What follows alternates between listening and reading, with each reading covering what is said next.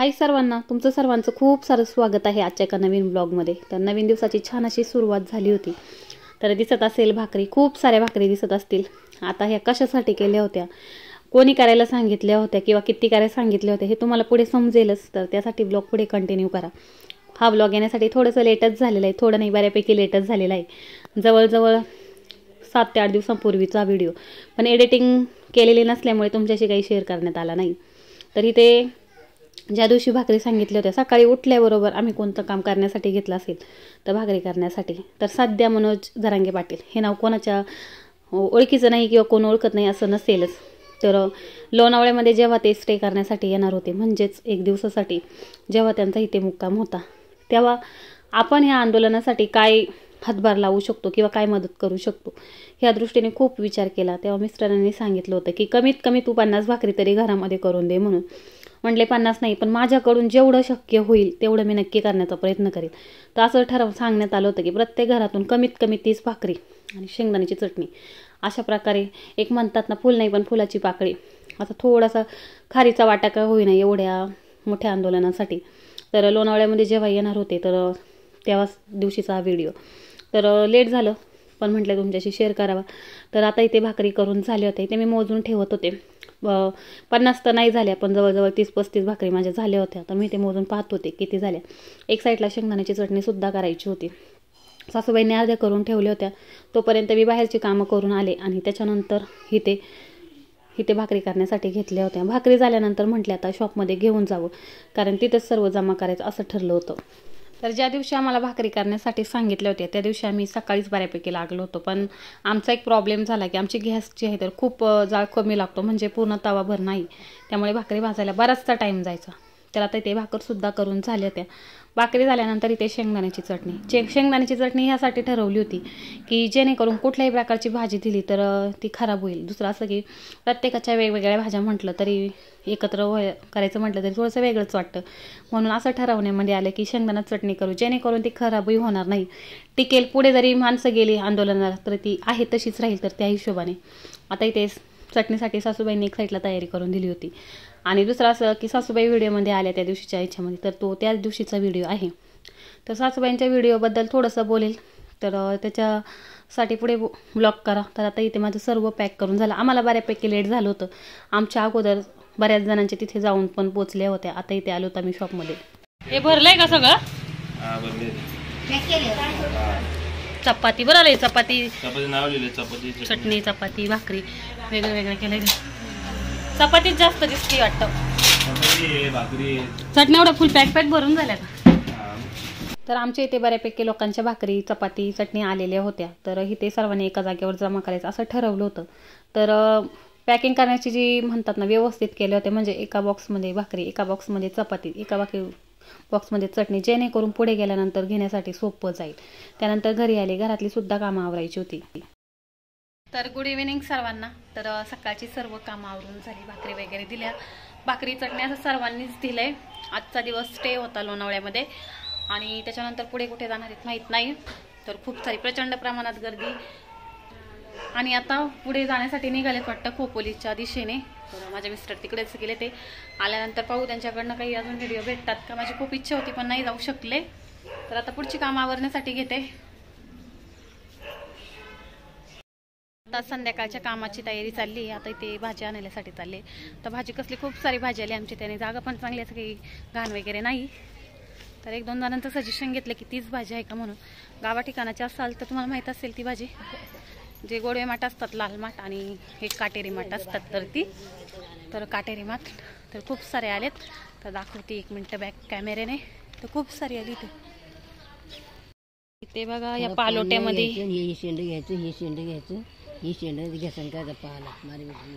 ह्या पालोट्यामध्ये भाजी आली आहे। हे असे तुरे आलेले दिसतात ना ह्या बिया, तर ही माठ्याची भाजी असती।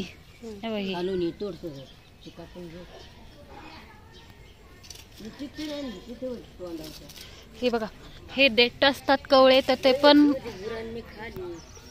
कवळे देठ असतात, तर ती पण भाजी खातात। पानं काढतोय भाजी आलेली, बाकीचा पालापाचोळा जास्त आहे पण बऱ्यापैकी भाजी आहे इथे अजून।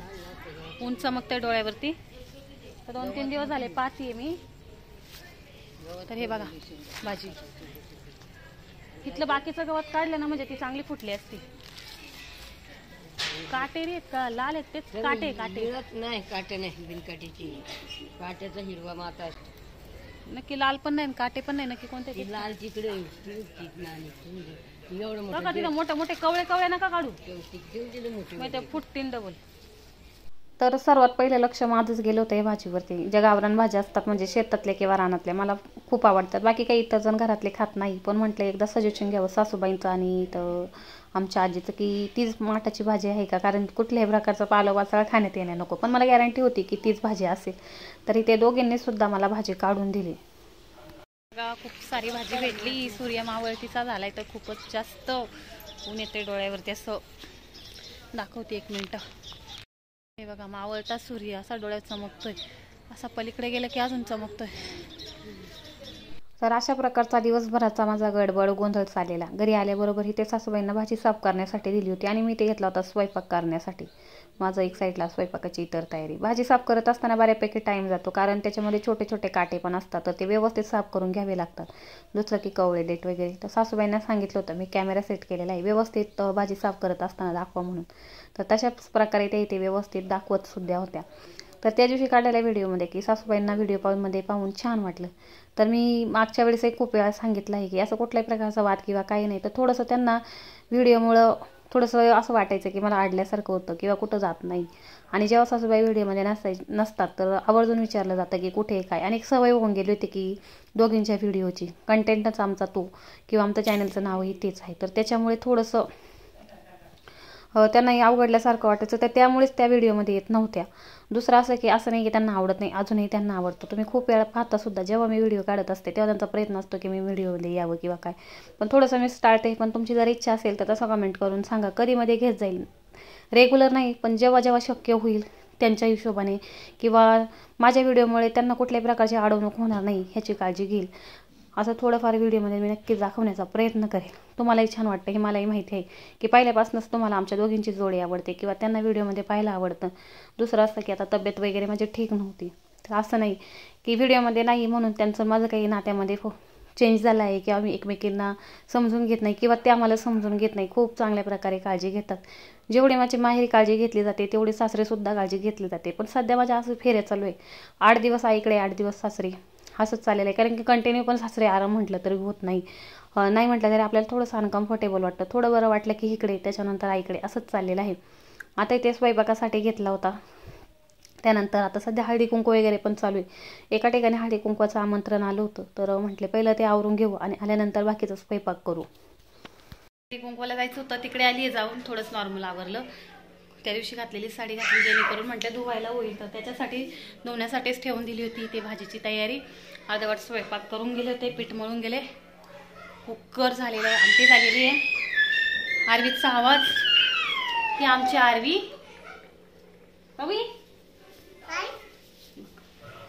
हाय म्हणा, हाय.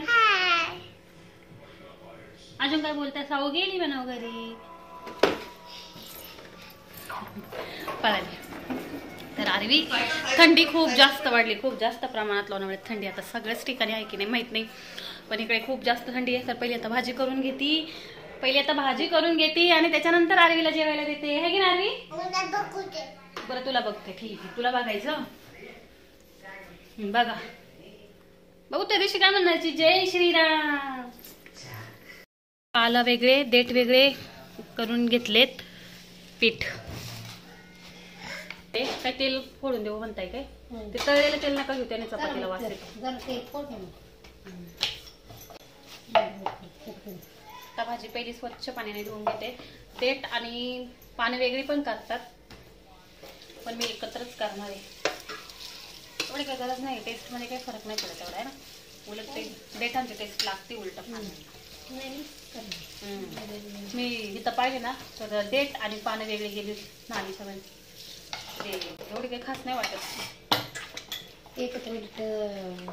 देठांची चव त्याच्यात मिक्स होती भाजीमध्ये, भाजीची चव देठात मिक्स होती.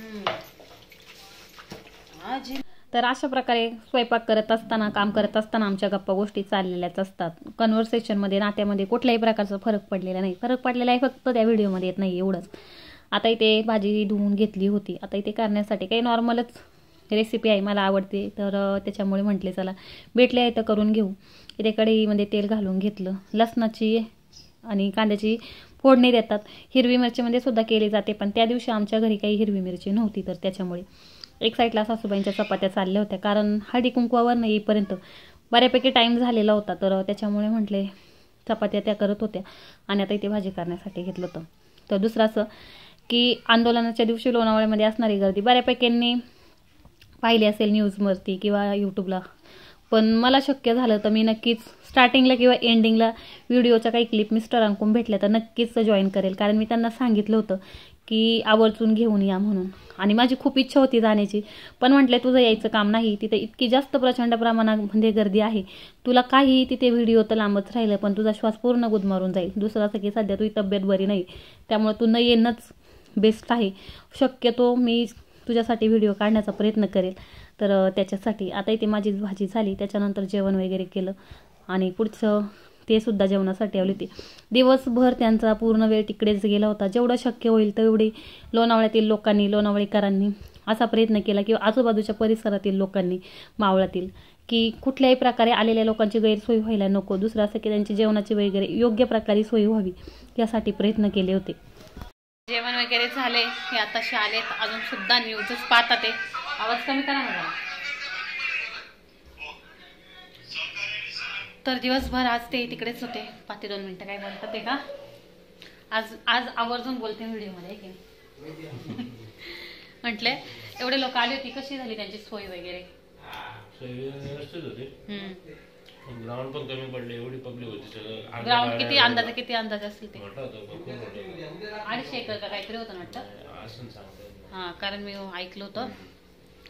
तर आणि जेवणाची वगैरे एवढ्या लोकांची सोय, तर प्रत्येक घरातून लेडीजनी तर दिलतच, पण लोणावळ्यामध्ये असणाऱ्या काही हॉटेल्स वगैरे त्यांनी पण बऱ्यापैकी मदत केली ना.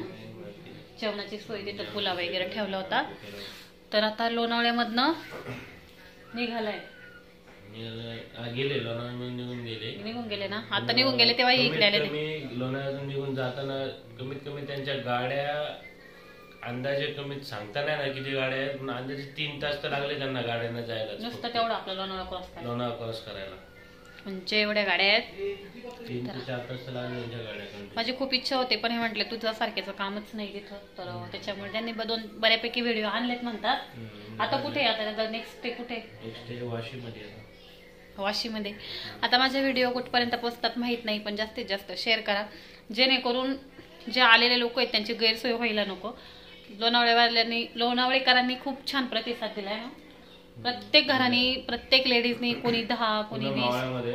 मावळामधल्या सर्वांनी, मावळ, पोन मावळ, आंधर मावळ आणि मेन मावळ, लोणावळा शहर, सर्वांनी त्यांच्या घरातून आपल्या जेवण बनवून दिलं. भाकरी, चटणी, 30-20 काय ज्याच्या हिशोबाने ज्याला काय द्यायचे त्यांनी सर्व दिलं.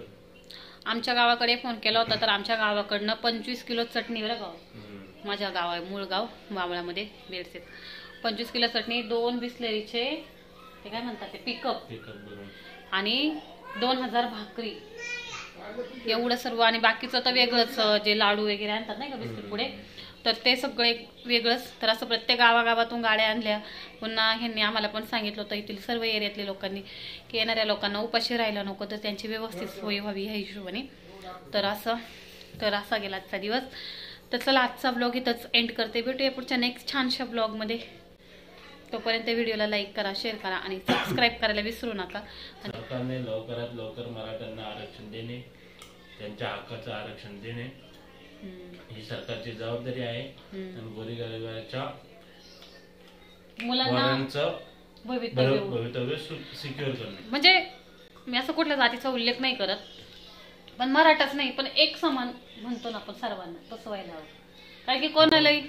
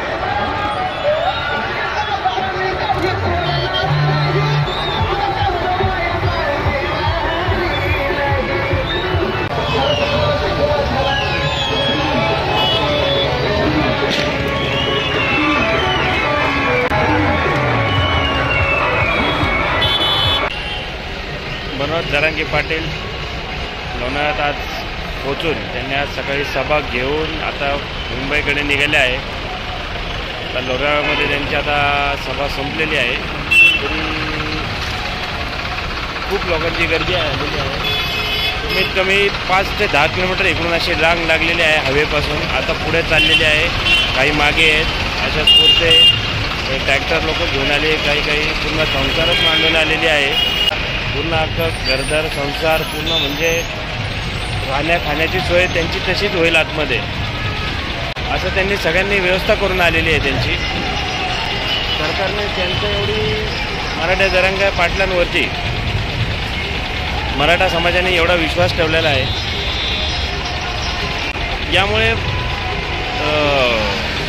सरकारने मराठा समाजाला लवकरात लवकर आरक्षण द्यावे अशी विनंती आहे. कारण